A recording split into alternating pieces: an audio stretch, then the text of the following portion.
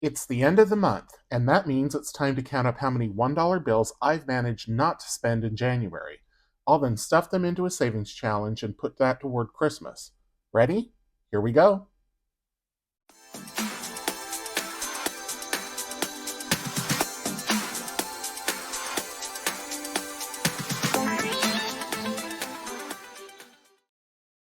Welcome back to Ready Budget Go. My name is Drew, and on this channel we talk about cash budgeting, saving money, and achieving our financial goals. If that sounds like something you're interested in, please consider subscribing, hit the like button, and leave me a comment down below. I'd love to hear from you. Today, because it's the last day of January, or I'm uploading this on the last day of January, I'm going to count up how many $1 bills I managed to set aside in the month and put those toward my Letterbucks challenge for Christmas spending. Christmas kind of got out of hand this last year in 2024. Part of it was because I didn't really have a budget for gifts. Part of it was because when I did try to figure out how much I was going to spend on gifts, I then went over.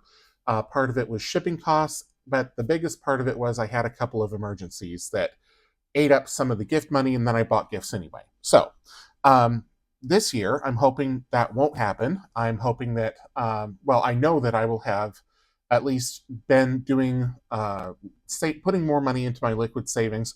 Hopefully, there are no emergencies, and I'll still have it at the end of the year. But I'm also now setting aside money for Christmas, starting in January and going through the end of the year. I was kind of surprised at how thick the stack of $1 bills is. Whenever I get a $1 bill and change, I save it. I don't spend it. But I only give myself $100 cash every week, and I usually don't spend the $100. So the fact that I have as many $1 bills as I do is pretty remarkable. So I am going to move things to the side here. And I think the first thing that I want to do is also mention what happens to my change. This is something that I've talked about once before when I first started my channel a few months ago, but it's not something that I bring up all that often because to me it's just not all that interesting. I don't count my change as I go along, but I am accumulating it. So I've got a nice little bag here. I cashed it out at the end of the year, sometime in November, December. And now I'm starting up again. So it's already, a pretty sizable amount. What I do is I just take it to a Coinstar machine and I redeem it. Now, I don't redeem it for cash. If you redeem your coins for cash at a Coinstar machine, they charge you an unholy fee. It's like 18% or something like that. So instead, I use it to purchase a gift card. And when you do that, the gift card merchant, whether it's Apple or Amazon or um, I don't know, they've got an IHOP, I think is one of them. They've got a ton of them, and they periodically rotate in new ones and rotate out others. That merchant pays the fee for coin counting if you get a gift certificate. So I'm just going to add in the coins from this week. Do that here. I put them in this little coin purse until the end of the week. I don't carry it with me because I don't want to carry all these coins around. But just every day I empty it into there, and then at the end of the week, I empty it into here. So, I may just show this once a month just to see how big and heavy the bag is getting. But my plan is not to redeem these until November-ish, and then probably for an Amazon gift card if they're still available then, and then use that for Christmas presents. So all of this money that I'm setting aside, the change and the $1 bills, is intended for Christmas. It won't be all of my Christmas spending, but it should knock out the majority of the gifts that I would like to buy for other people. So now let's move on to the $1 bills. I'm just going to set this aside real quick. These are the $1 bills just from this week. So I don't know, there's maybe 12 or so in here. And then I keep the rest of them in this pouch as the month goes along, and there is quite a fat stack in here. So not bad for 1 month. Not bad at all. So I don't know how many there are. I don't track them week to week or day to day or anything like that.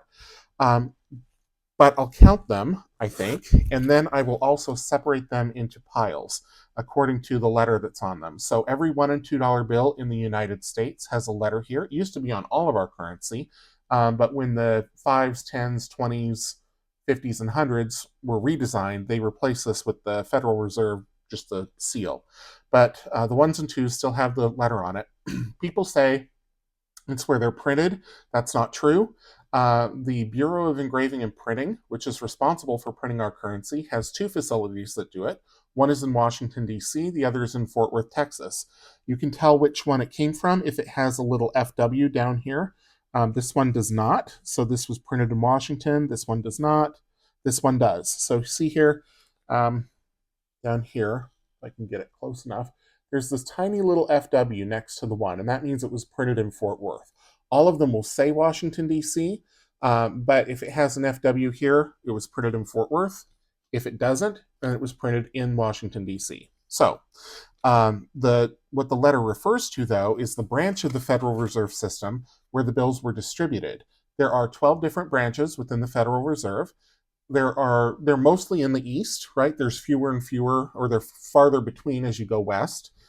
So the one that I see probably the most often is L, which is for San Francisco. It's the 12th letter. The next closest one is Dallas, Texas, and I am in the Seattle area. So that's quite a ways away, but it's the next closest.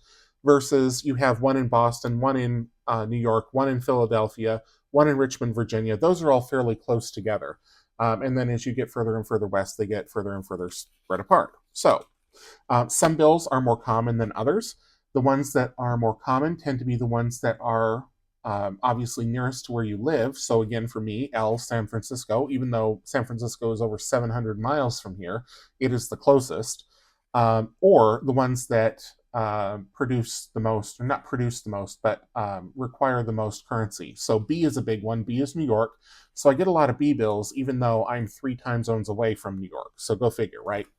Okay, so I'm going to start, I guess, by counting these. I am going to use some sort quick. I'm going to take off this little part here. So just a little bit will work. Some people really go to town, but a little goes a long way. So let's count. We've got 1, 2, 3, 4, 5, 6, 7, 8, 9, 10, 11, 12, 13, 14, 15, 16, 17, 18, 19, 20, 21, 22, 23, 24, 25, 26, 27, 28, 29, 30, 31, 32, 33, 34, 35, 36, 37, 38, 39, 40, 41, 42, 43, 44, 45, 46, 47, 48, 49, 50 exactly. Had no idea that was how many were in the stack, but it's a good number. So at this pace, if it continues, $50 a month for about 11 months till I start buying Christmas presents is going to be what, $500, $550, something like that. Not bad at all. That'll go a long way toward Christmas presents, end of year giving, Christmas dinners, travel, whatever it is. So now I'm going to separate these into piles. I know already that I shouldn't say I know. I don't think I have any iBucks, which is, I think, it's either St. Louis or Minneapolis. And for me, that one is super rare. But let's separate everything else out here. So we've got, let's see, A, B, C, D, E, F, D, G, C, H, B, L, C, L, B, D, A, F, L, D, A, F, A, D, D, K, L, G, L, D, G, A, B, L, E. Oh, I did this wrong. Let me move all these up.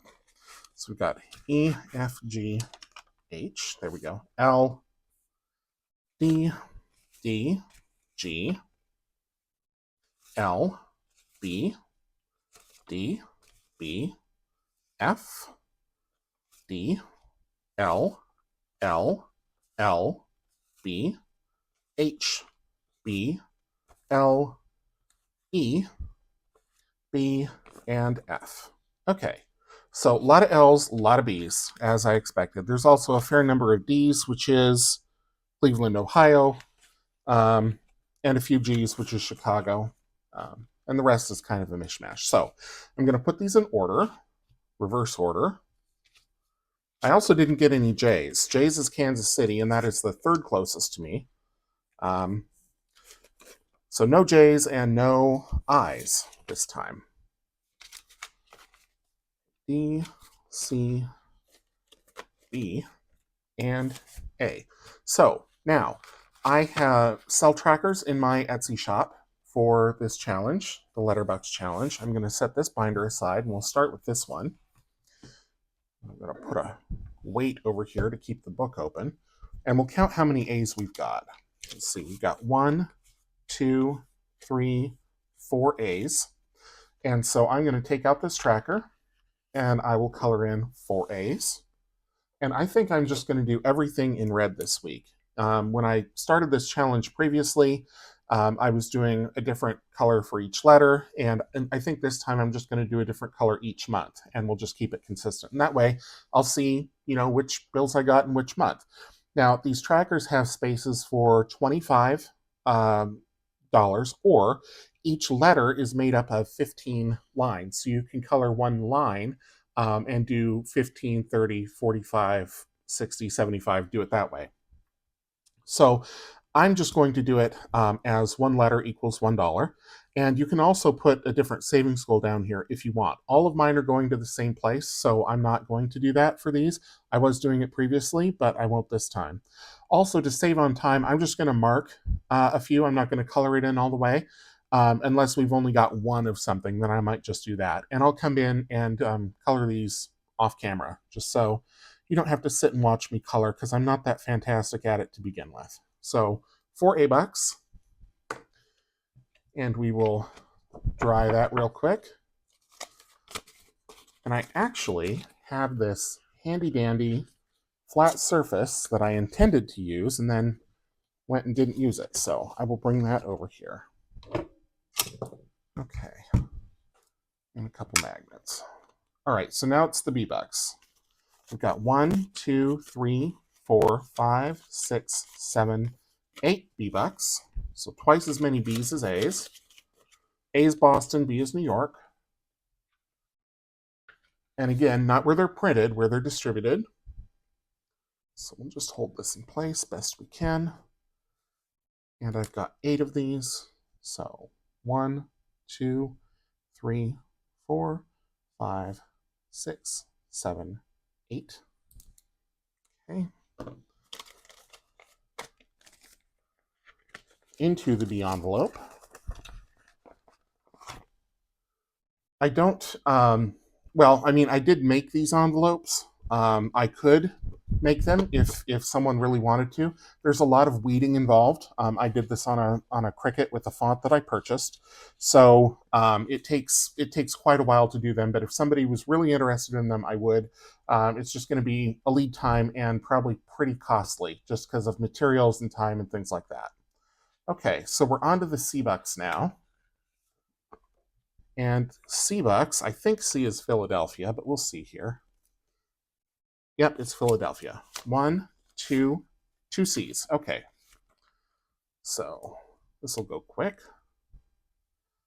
1 and 2.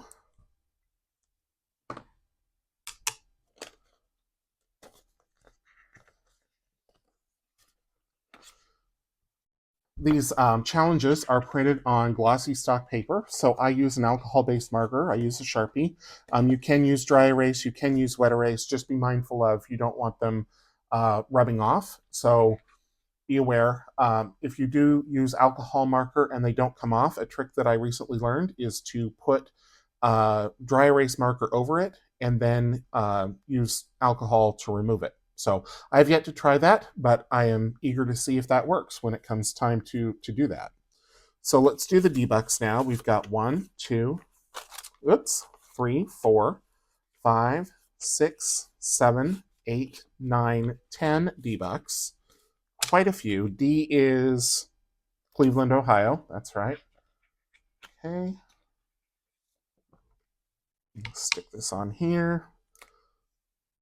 1, 2, 3, 4, 5, 6, 7, 8, 9, 10. And I think I might have mismarked a different envelope. Well, if I did, I'll catch it when I go back to look, but we'll see. Another option is to just glue this to the envelope and mark the envelope, or adhere it somehow to the envelope and then mark the envelope, and wipe that away when you are done. So, right, D-Bucks are in. Now let's go on to the E's. I usually don't get all that many E's. E's are Richmond, Virginia. So there's two of them this time. So I'm not even going to bother with holding that down. We'll just mark it, stuff it, give the challenge a quick dry, the tracker, back in it goes, and we're on to the F box. F's are Atlanta, Georgia, and we have 1, 2, 3, 4, 5 F bucks.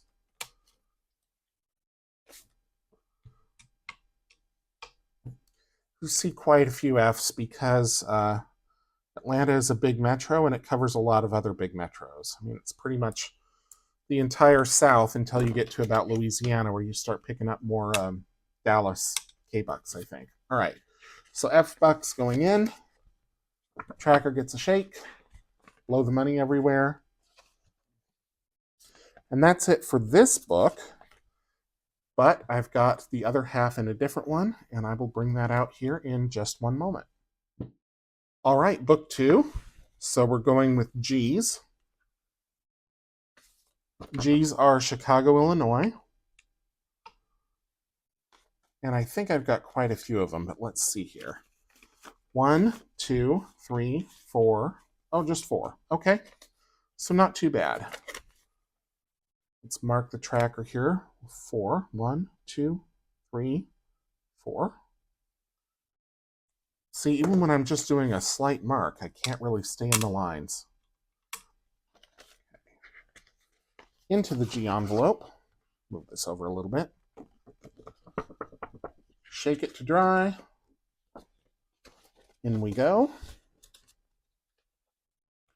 Onto the H bucks, and I know I've got 2, and H is St. Louis. So the H tracker comes out. Just do 1, 2. The bucks go in.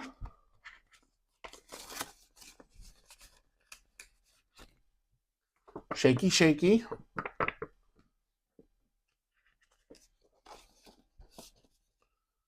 Goes in there.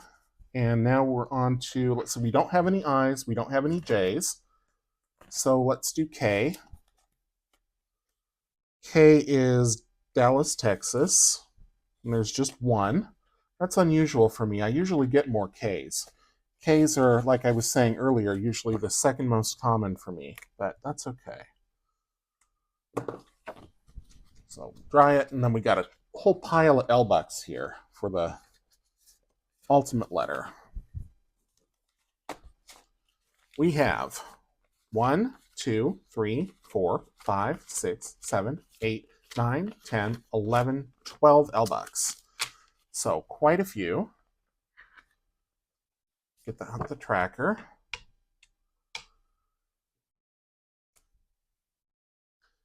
One, 2, 3, 4, 5, 6, 7, 8, 9, 10, 11, 12.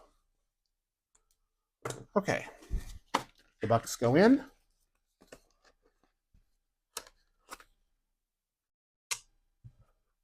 We'll give it a shaky shake. And then the tracker goes in.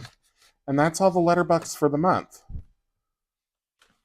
So I'm pretty happy. I didn't know, like I said, how many bucks I had, and to have 50 is pretty remarkable, I think. That was money that if I hadn't been saving the $1 bills, it would have just frittered away.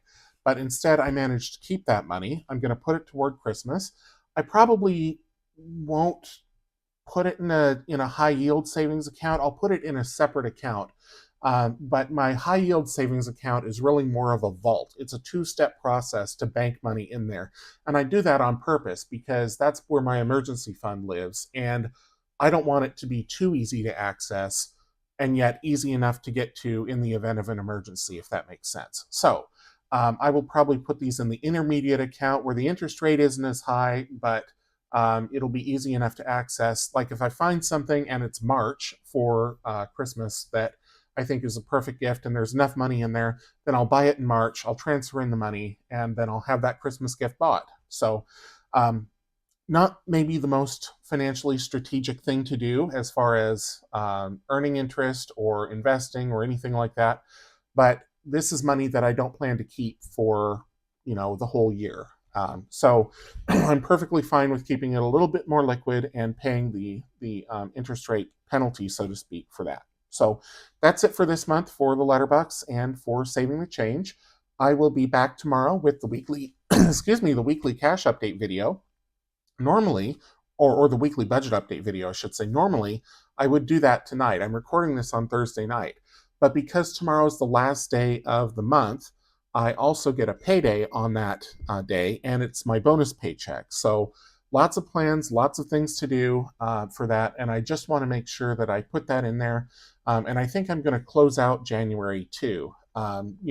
Technically, because tomorrow's a Friday, it would start a new budget week for me. But I really, because it's got all of these other special things with it, I really just want to make January complete, move on to February, and so the first week of February will then shift. But I'll explain everything in tomorrow's budget update video.